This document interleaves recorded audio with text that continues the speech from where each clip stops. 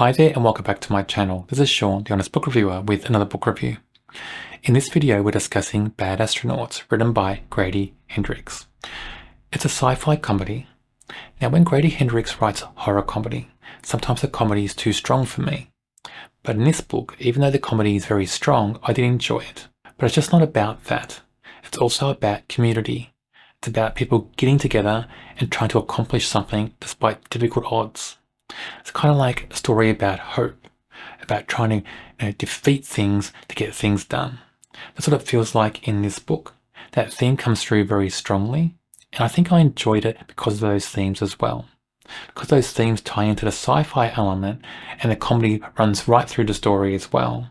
All that kind of blends to make a really enjoyable book. So the plot of this novella is very simple. We have a young man on the International Space Station and he's stranded. He's there by himself and nobody will get to him. And they think he's got about 6 months worth of supplies and air to live. Now, his uncle called Howard, he used to be an astronaut. We find out more about that as the story goes on. I won't tell you more about that in this video. But this guy Howard wants to save his nephew. But NASA won't save him. So Howard thinks, well, I'm going to build a rocket and save him myself. That's the overall plot of this story. So Howard wants to build this rocket to save his nephew. The problem is, he doesn't know how to build a rocket. He's not a rocket scientist. He needs to find people to help him.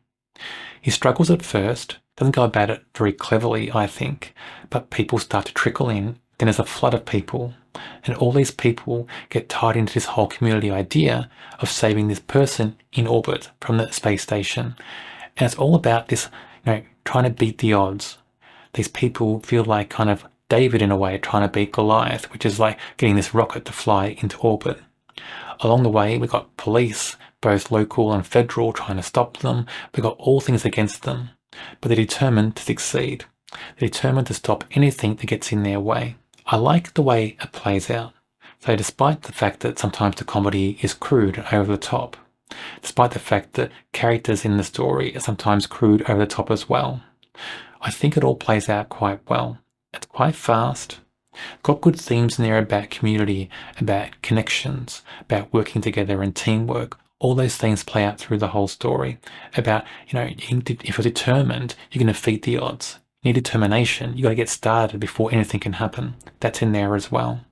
I like that all in the story. I like the way it plays out.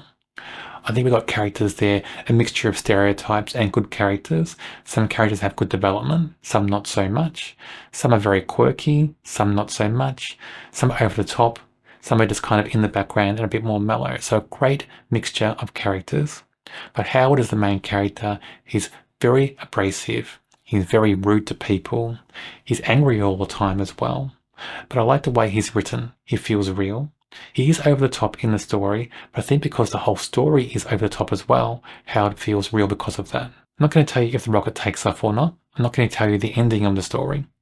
But this is a book that knows it's not a serious story. It doesn't take itself seriously. You don't need to take it seriously. Just read it and have fun. So Walter is the main character, the guy trying to rescue his nephew. Look, he's rude, he's abrasive, he's obnoxious, he's terrible things, and he's so unlikable in the story, but he's also likable because he has this dream. He has this dream to save his nephew, and that makes him likable. Makes him feel caring. He's concerned about other people. So he's a mixture of things in this story. It's quite complex. For a character like this to be complex in a novella, it's very interesting. And I like this character a lot. He does drive the story. It is fast-paced. It's not just character-driven. There's action in there as well. Action in building the rocket. Not action as, fights and things like that.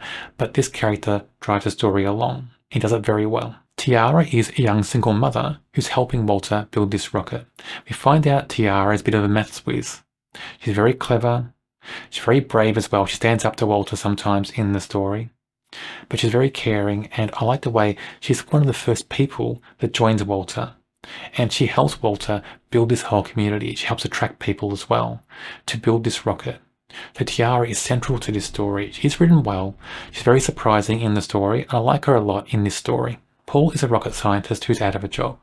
He almost gets forced into helping Walter build this rocket. And it's his wife that does that.